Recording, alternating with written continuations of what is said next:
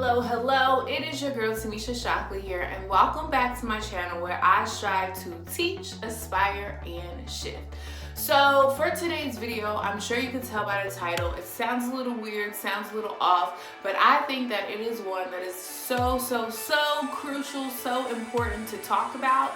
And it's all about how to ensure that your child, that you are raising a steady child in this unchanging, unpredictable, crazy world that we are living in. And again, like I said, I think this is something that is so important for us to talk about as adults, as parents, as teachers, because we are the ones who are the core, in a sense, of our children's foundation and what they believe in and what they believe of themselves. Like, we help to really cultivate how they see themselves, how they see the world around them, and just how they are able to adapt and bounce back. Now, as some of you already know, children are very resilient already. So they are able to withstand adversity and just kind of bounce back naturally as it is. And they recover way quicker than we do sometimes as adults, just because, you know, we have some other factors that are going in there. But today I want to leave you with 3 things that we can do as the adults in these children's lives to help ensure that they are being raised to be steady, and they're not drifting and just being tossed kind of, in a sense, to and fro with the things that are going on in our world. So the first thing that you can do as the adult in your children's lives, whether you're the parent, the teacher, whatever the case is, whatever role you play, you can just be there for your child. And I know this may sound very simple, but in today's culture, we can get so caught up and bombarded and going rush, fast paced, you know, moving on to the next thing so quickly that sometimes we forget that our presence is all that's ever needed at times.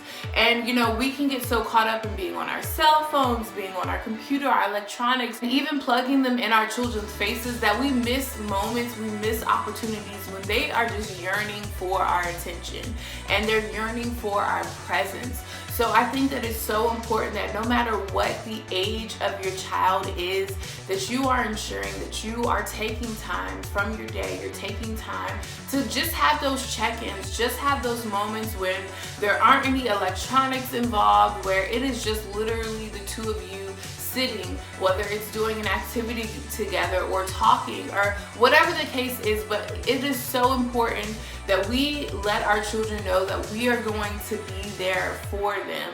And by being there for them, we mean that we're going to be there for them mentally, not just physically, but we're going to be there for them mentally. We're going to be there for them emotionally, socially, whatever and however we can support them, we're going to be there. The second thing that we can do as the adults in these children's lives to help ensure that they are raised to be steady and just know who they are is we can listen to them.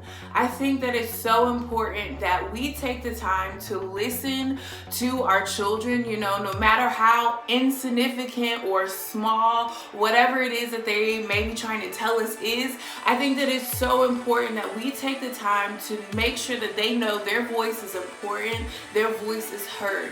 And granted, I know that there are going to be times when you cannot just take a moment to listen to what Sally has to say. And, you know, maybe I'll do a video in the future on different ways that you can approach, you know, not now, but maybe later, with your kids. So that way they still know that their voice is important. They know that you want to hear what they have to say, and we're not diminishing that. But I think that this is something that we should be doing. It's just making sure that our children know their voice matters, that they are their own individual, and when appropriate, of course, we want to hear what they have to say. We want to hear their opinions. We want to hear their thoughts. The third thing that I think is so critical and so important when raising our children and how we can cultivate a sense of steadiness, a sense of peace in them, is the ability to believe in themselves. You know, I remember growing up, there were so many circumstances and situations that my parents would put me in because they knew how I was. They knew that I wasn't necessarily going to step outside of the box. So they would put me in circumstances and situations, like nothing that was gonna cause me of harm purposely or anything like that, but they knew their daughter, they knew me, and so they would put me in positions and situations that would help develop my character, help me build up my social skills, help me build up my confidence within myself.